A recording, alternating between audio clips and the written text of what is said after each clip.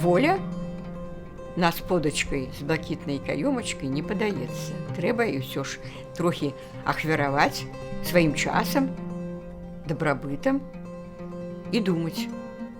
Гэта как Паша, раллё, альбо как это по-русски сказать, урожай.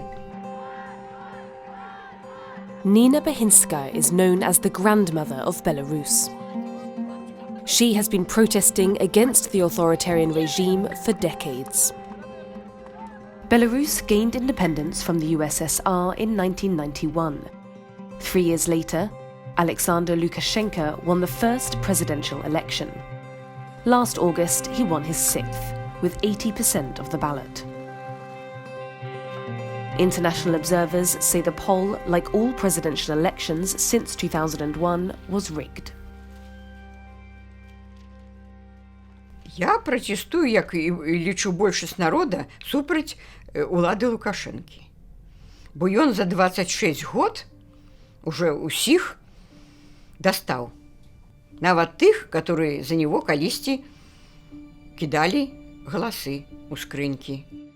Мои учынкі былі такія, як і тады, такія і зараз.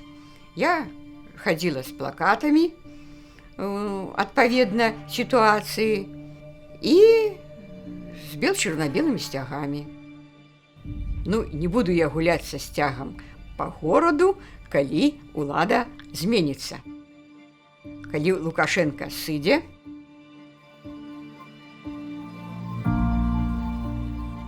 After a leading presidential candidate was jailed by the regime, his wife Svetlana Tsikhanouskaya picked up the baton in the race against the long-standing president. Еще 2 кандидатов сильных с этой гонки выбросили. То 3 женщины как бы встали вместо своих мужчин, и произошло то самое объединение, которое объединило всех людей Беларуси.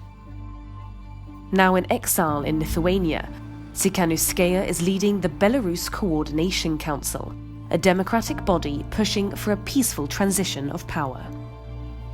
Наша борьба, она не пророссийская, не проевропейская, это борьба внутри страны против одного человека. Конечная цель всего, что сейчас происходит в Беларуси, это новые, честные, абсолютно прозрачные выборы.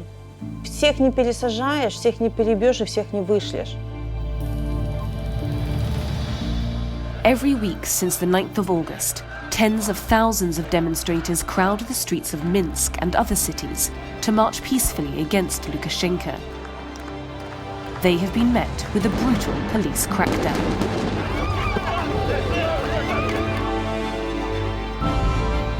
Since election day, more than 26,000 people have been summarily arrested and detained. Мы працуем па фіксаванні катаванняў, якія адбыліся пасля выбараў, калі тысячы людзей у Беларусі былі збіты, іх мэтанакіравана катавалі, з імі па-нечалавечаму абыходзіліся, і все гэта працягваецца. Это адбывалася фактычна па ўсёй Беларусі, там, дзе праходзілі масавыя акцыі пратэста супраць фальсіфікацыі гэтых выбараў. In October, the European Parliament awarded Belarus's democratic opposition the 2020 Sakharov Prize for Freedom of Thought. The European Union has imposed asset freezes and travel bans on Lukashenko and his inner circle. And it continues to support the people of Belarus in their fight for freedom. 26 годов, можно сказать, что Беларусь была скована аўтарытарнымі путамі, і доўгі час, асабліва апошнія гады, здавалася, што ўсё жыццё ідзе пад метровым слоем лёда. Ну і в апошнія годы ты лёд трэснуў, вада выйшла на паверхню, ўсё зараз бурліць, вось пашлі нейкія крыгі.